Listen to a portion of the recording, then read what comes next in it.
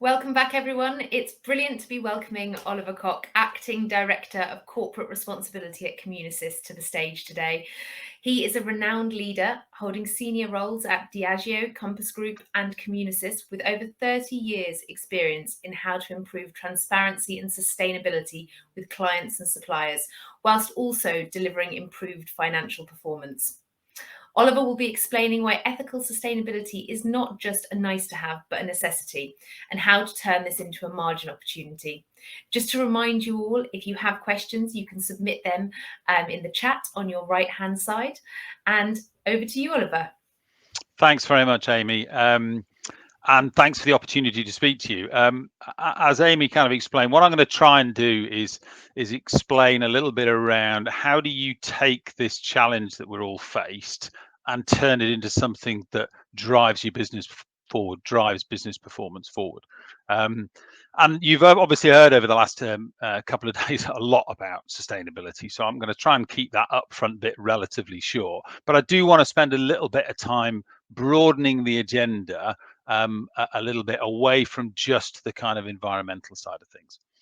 But if we start off with, what we're faced with, we kind of know in this industry, we know print is a significant contributor towards global warming. About 10% of all global emissions are through deforestation. And we also know that we got to do something now. I mean, there's a kind of climate target set that there shouldn't be a temperature rise over 1.5 degrees Celsius before 2030. We already know we're likely to miss that. We know that there are about 16,000 species across the world at the moment that are faced with extinction. So we know it's urgent. We know our industry is a big part of that. But I do want to broaden the agenda out, because when I'm talking about sustainability, and I'd argue when you think about it, you need to think broader than just the environment. So, as an example, about a third of companies, over a third of companies, don't actually know how their suppliers are performing. And by that, I don't mean whether they pay on time or whether they're delivering on time, but they don't know how they perform on CSR. They don't know how they're paying their workers. They don't know what impact they're having on the environment. And that's a big risk to a lot of organizations. Despite the introduction of the Modern Slavery Act and a lot of companies are doing, a lot of governments are doing, there are still about 46 million slaves alive in the world. And if they're working somewhere in your supply chain and you don't know about it, that's an issue for you. If you look at things like mental health, mental well-being, which has been in the spotlight over the last kind of 18, 24 months, particularly, 2019, there were 15 million working days lost through stress in the UK. It will be a higher number last year. And even though this government and lots of governments around the world have made progress on things like gender pay, 90% of women still work for companies that pay them less than their male colleagues. And that's before you get into things like, ethnic minorities, or you get into sexual preference and so forth. So the challenge is much bigger than just climate change and nature. But the motivation to do something should be pretty clear. Our employees want us to be more sustainable. People want to work for companies they feel proud of, and they want to work for companies that are doing more. If you're dealing directly with consumers, they are pushing businesses to do more. And not just on, global warming, but on plastics and on packaging and on equality and diversity and inclusion. And if you're not dealing directly with consumers and you're dealing directly with clients, they're demanding more. If I look at what was in an RFP 10 years ago versus what's in one now, they are dramatically different. And the bar to kind of qualify is getting higher and higher for lots of organizations, because you need to demonstrate, what are you doing about climate change? What are you doing about energy efficiency? What are you doing about plastics and packaging? But also, what are you doing to support diversity and inclusion? How do you manage slavery in your supply chain? And what's the transparency of your supply chain look like? So if we're in a position where there's a clear, urgent need to do something, and unless you've been stuck in a cave for the last 5 years, you'll all know that. And we've got a very clear motivation, a business motivation. The question is, well, why aren't we doing more? What's stopping us? And I've been doing some research over the last kind of 3 or 4 months, but I've also looked back over, my experiences in previous organizations and dealing with clients and dealing with suppliers. And there's a lot of common reasons that organizations don't actually embark on the journey, don't or aren't doing enough. And I've tried to capture them, some of the key ones on this slide. And I think the interesting thing for me is they're all valid. They're all real reasons that we're faced with. There is a cost to doing some of this.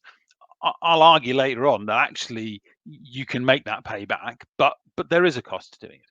It is very complicated. Even if we just look at carbon emissions, which is probably the biggest one that most of us are faced with right now, well, what are we talking? Is it carbon neutrality, carbon net zero, carbon reduction?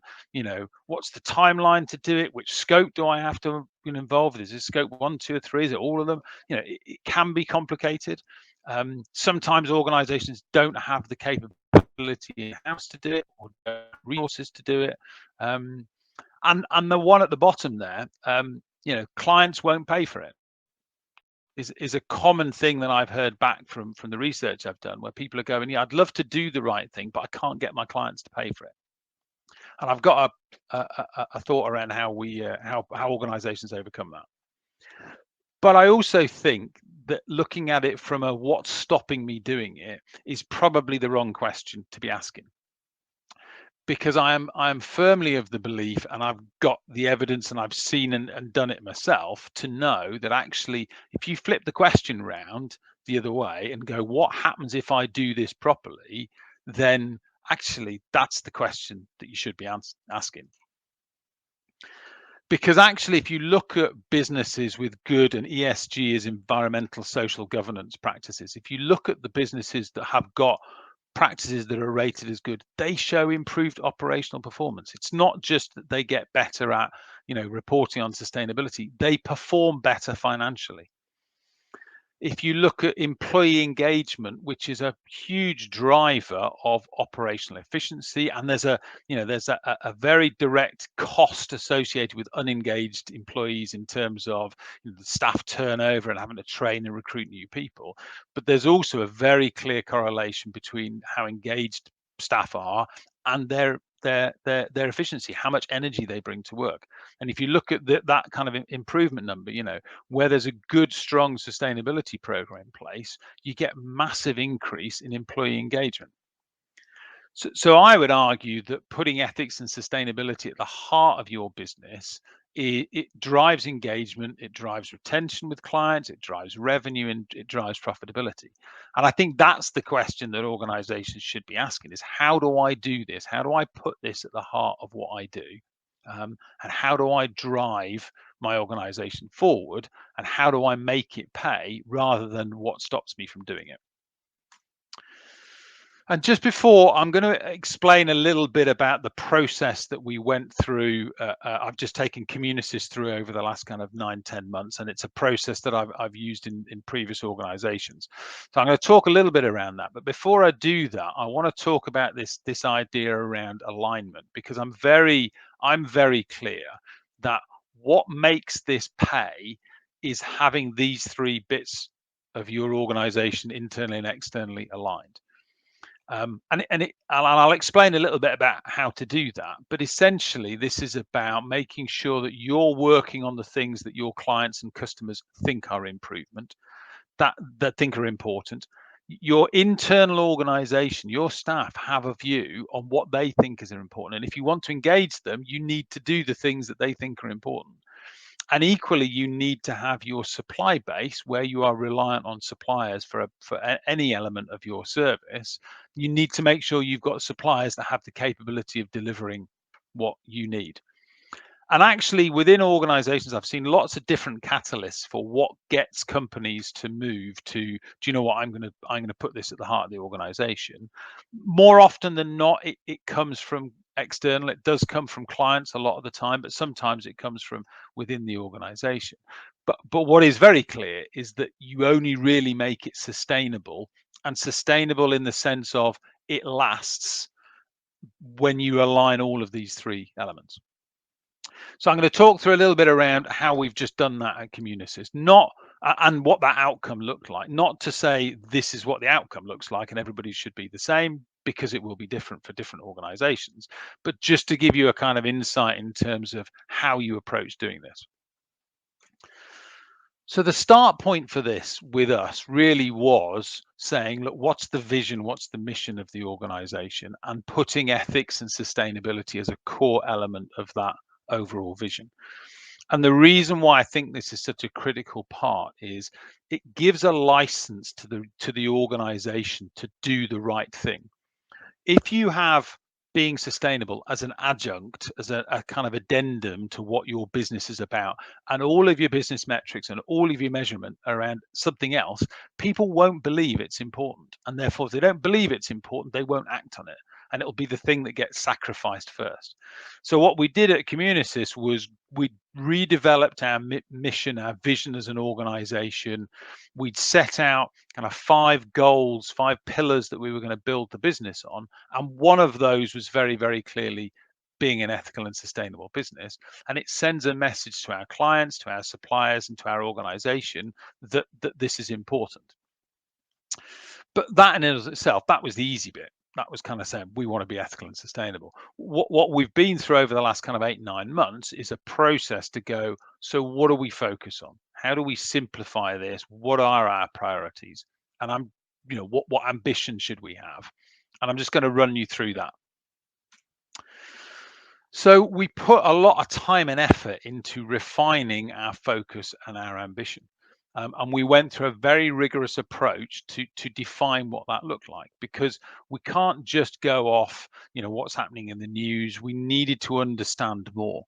So we looked at the trends that were out there in the marketplace. I think very importantly, we did a pretty extensive benchmark of our customers purely on sustainability, on that whole broad CSR agenda. And we looked at, our key clients as they were then. We looked at clients we'd love to do business with, so who are those kind of leading organizations, and then we also looked at our competition to understand what they were saying was important and how they were performing. We did a very comprehensive risk analysis, so we looked at our risks in the line of, what was the risk of it impacting our business. But interestingly, how sufficient were the actions that we were doing now? Because we didn't, we weren't starting from nothing. But what you see in that little red box in the top left there were the kind of things where we went, look, it's a higher risk, but the action we're taking isn't sufficient. We're not doing enough here. So it helped us begin to prioritize. And then we did a full staff survey. We went out to everybody in the business and said, what do you think is important on a whole range of CSR issues? And we asked them not just what do you think is important now, what do you think we're good at, but what do you think is going to be important in the future? Because actually, there were different things. Communisis, cybersecurity, privacy, very, very good at doing it, and everybody understood that. But actually, the organization was going, that's really important. But going forward, we need to do more in some other areas. And then we had a couple of workshops. We did some stuff internally just to try and refine all of that and pull that together. And what that came back to was, and I'll show you on the next slide, was a set of priorities and an ambition. And as I said earlier on, I'm not going to present this to go, that's the answer for you. This was the answer for us. But I think just if I talk through it and talk through kind of how we got to it and how we defined it, it probably may help you understand a little bit more around what this is going to mean for your business, because it will be different for your business, because your clients will be different and your staff will be different and they will want different things. There are almost certainly going to be some common themes, but the shape of it will be different. But what we came out with as a strategy around this was 7 priority areas and 3 different levels of ambition. And differentiating the ambition, I think, was really important. And I think it's a great lesson for other organizations as well, because sometimes you can't do everything at the same pace, but also there are some things you're not fully in control of. So those 2 that we've got there as the leading kind of priorities, they were the ones where we said, look, this is in our gift. We don't need to ask anybody else's, permission to go do something on our own footprint, our environmental footprint. We do need to ask help when it's our client's footprint, but for us, we can do that. And similarly around diversity and inclusion, we looked at those and said, and that came out very strongly from our staff saying, we want to be known as a really inclusive organization. That's really important. Diversity is important. So those are the reasons it kind of sat at the top for us.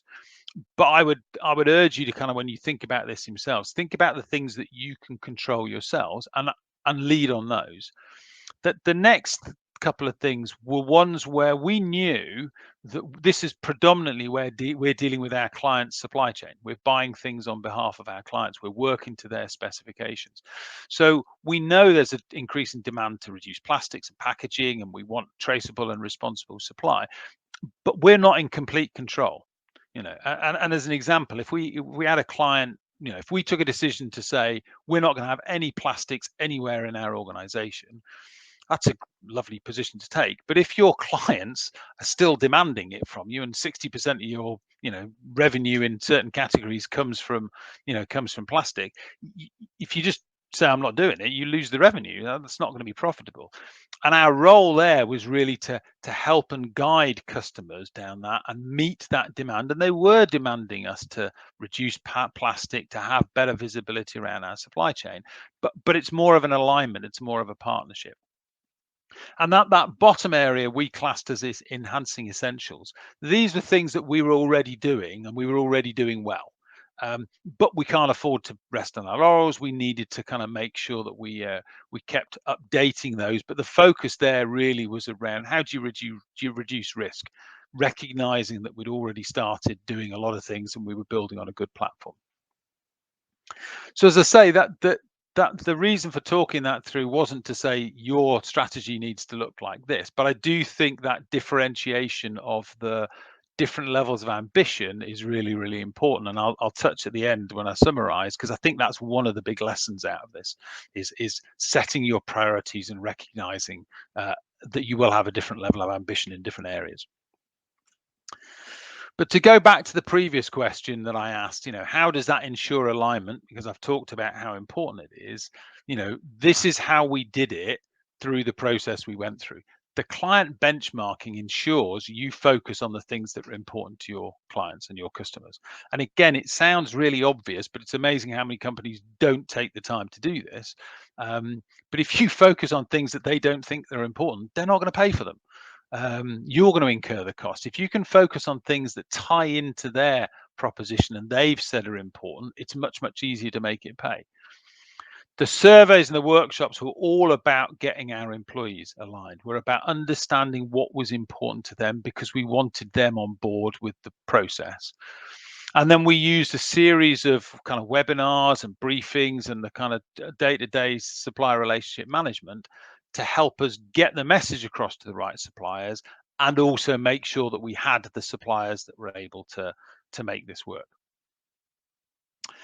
So that's a kind of very high level snapshot of the process that we went through, why we did it, why this is important. I thought it was worth kind of touching at the end a little bit on some of the lessons that we've learned along the way and some of the pitfalls to avoid and some of the key takeaways, if you like, from both from the experience of doing this with Communisis and that I've done with previous organizations. Because that's the big question, I think, for everybody. How do you make this pay? And I think the key takeaways for me really are, the first one is start with a vision. What does this organization, what does your company stand for? What does it do? And if you don't have ethics, sustainability, CSR, whatever you want to call it, if you don't have that in your company vision, people will not think it's important. And it will become a cost center. People won't drive it. They won't focus on it in the right way. If you don't put it front and center, then I don't think you can make it pay. I think it just becomes a cost, or it becomes a kind of nice to do and a bit of a reactive thing. I think the second thing is when we set this out, I must admit, I didn't think we'd end up with 7 priorities when we did it for Communisis. I thought it would be less, but 7 was the right number. And if you just look at it at face value, you think that's quite daunting. But actually, the lesson is you don't need to do it all at once. So we spent time developing a roadmap that just laid out for each of those 7 priorities what were we going to do, what we're going to start with, when were we going to achieve it. And because some of them we were already doing some stuff, you're not starting from scratch, and that kind of gives you confidence. But also you recognize that, we set as an example, we set ourselves a target to be carbon net zero for scope 1 and scope 2 by 2025. Now, I don't know exactly what emissions how I'm going to reduce my emissions in 2024, but I can work out now what that reduction needs to look like.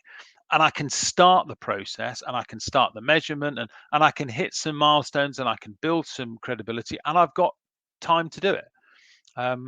So I think there is a lesson there about, developing that roadmap, and recognizing you don't need to do all of this at once.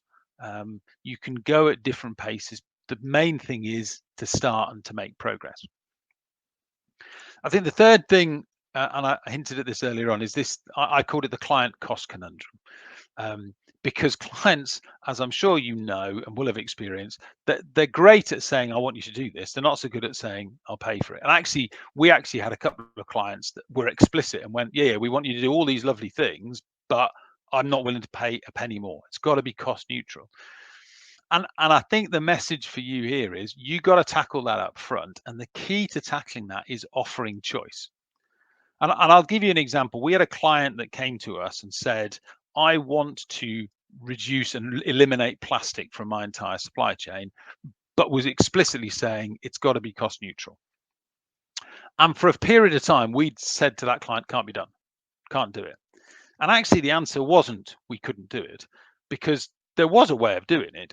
But what it meant for that client was we were going to have to consolidate their supply. We were going to have to change specifications and so forth. But that's the answer. We gave them the choice. So we said, yeah, we can do this. The way to do this at no cost for you is, by the way, to use this particular supplier. It means you're going to need to consolidate it all. You can't operate with a different spec every single week for a new FSDU in every individual market. You are going to, but I can do that for you at cost. And guess what? The client came back and went, yeah, but I don't want to do that. And you go, okay, that's fine. So now what do you want to do? And actually, by the way, if you do centralize this all in one place, it's not going to do a lot for your carbon footprint. But I'm answering your question.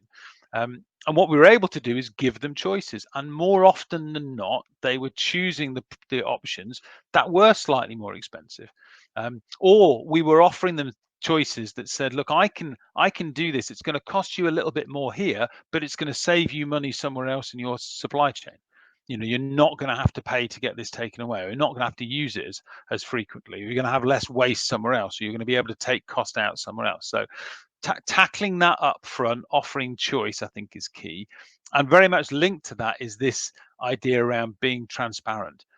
I think at the heart of a lot of this sustainability movement, a lot of the pressure from NGOs at the moment is they want organizations to be transparent. And actually, if you want your clients to believe you, and you want your suppliers to come with you, and you want your employees to come with you, be honest. Be honest about it. We were very honest about, look, there are some things we haven't even started. We know we need to do better at, but here's the map. Here's the process we're going to go through.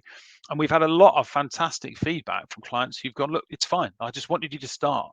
And I wanted to understand where you are. And I want to know where you're going to be and how you're going to make progress. But you don't have to solve it all up front. And if you're transparent around it, you'll get that goodwill. Last kind of couple of things I'd say really is, I think you will probably have to find some different suppliers around this, because not everybody out there has got the credentials. Not everybody out there is doing the right things. But the comfort here is as you can drive more volume into the better suppliers, you will get better terms. We've been able over the last kind of 12, 18 months to drive more volume to suppliers, and we've driven it that way because they're the better suppliers from a CSR perspective. And therefore that allows us to get better terms with us, and that minimizes the impact on us. I talked a lot about engaging employees. I think that is such a key to this. I don't think you can do it without engaging them. So take them on the journey, involve them in the process. And kind of lastly, it's a long-term play for me. So to go back to how do you make this pay off? If you want to do this and make all the progress and it pays off in 6 months, then forget it. It's not going to happen.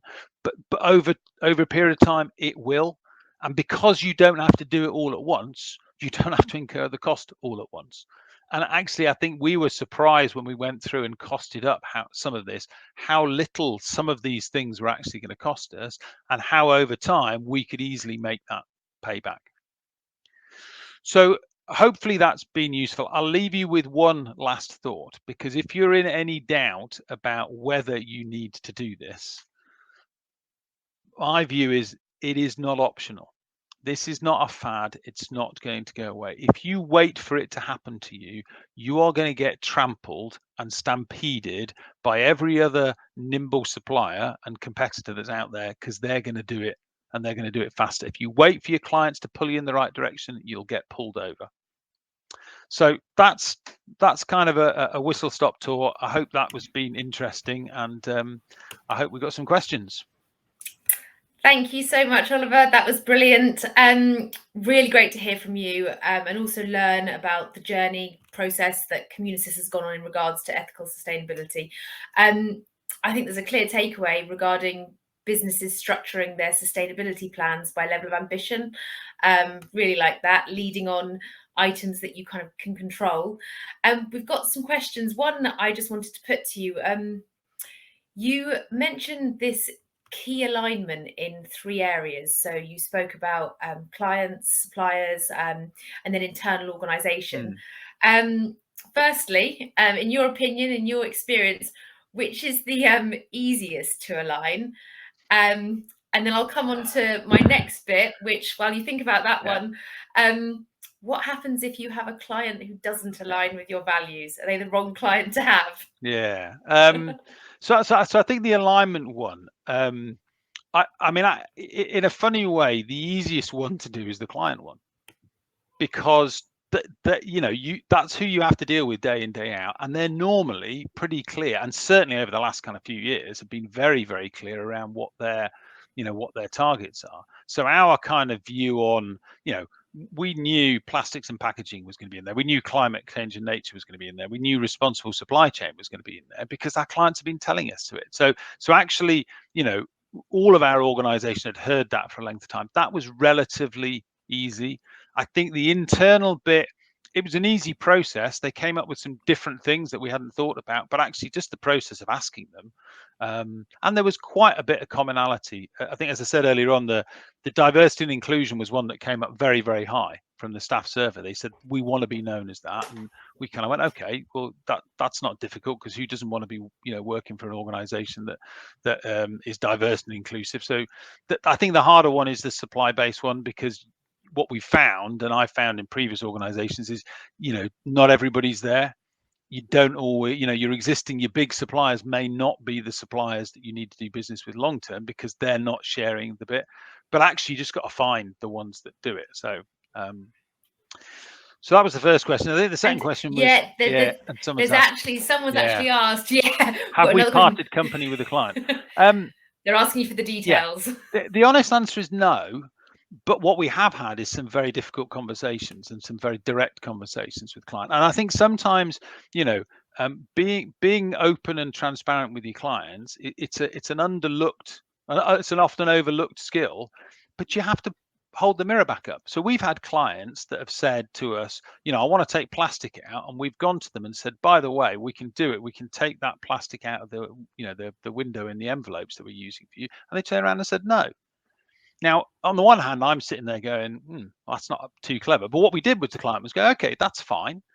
If you don't want to do that, that's fine. By the way, though, because actually what they really wanted us to do was they wanted us to pay the cost. And it wasn't massive. But what we were able to do is kind of have a conversation with them and says, oh, by the way, if somebody asks about you, because they know we're your supplier, I'm going to have to be open and honest and say you weren't prepared to pay.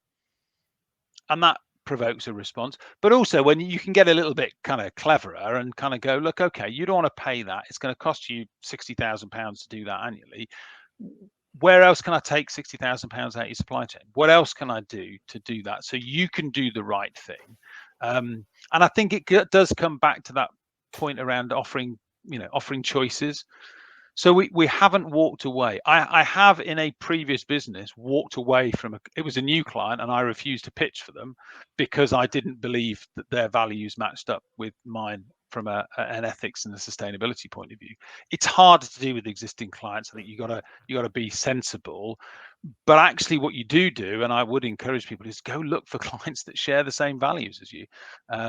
Because they're the ones that are going to enable you to pay it, and over time you can kind of maybe wean yourself off it. So it sounds like transparency, collaboration, communication, all yeah, really key.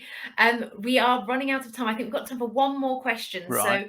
So let's go for one from Fraser Church. So, with an increasing importance placed on sustainability and ethics in the selection process, what sort of reporting are clients asking to see, and what benchmark processing are they expecting? I think it's an interesting question, and clearly, different clients are asking for different things. I think what we're seeing now is absolutely, as part of the selection process, you've got to quantify anything to do with greenhouse gas emissions, and they're expecting to see reductions, and actually they're expecting to see targets, and they're asking for evidence of that increasingly. I think there's a lot more. There was a lot of self-verification that was going on. Even 2-3 years ago, where people would say, have you got a policy on this? Are you committed to this? And you could go, yeah, tick that, and they'd go, thank you. Now they're coming back and going, show me the evidence of doing that. We're getting a lot of questions around diverse supply base, minority ownership, that kind of stuff, and I think they are increasingly looking for that kind of roadmap of, tell me what you're doing now, tell me when you're going to get it better, and show me a verification for it. Show me an external. And I think particularly we're doing it for our high risk kind of categories with our own suppliers. For those high risk ones, you got to go that stage further. You got to get some independent verification. So seeing a lot more of that. It's already in the CO2 emissions, but if you can't show them somebody else has told them what somebody else has verified your footprint and your submissions, then you're not in the game. But it's coming to the other areas as well. So I think organizations like EcoVadis, I'm seeing a lot more of them, where you've got somebody else to come in and vet you. I think there's a lot more of that going on. Thank you. I think that is all we have time for today. Thank you so much for your time, Oliver. Now, next up, we have a panel on sustainability led by Gareth Ward from Print Business, with panelists Rachel Aldegheri from the DMA and Jonathan Tame from Two Sides. That's back here on the stage at 3:25, so we look forward to seeing you then.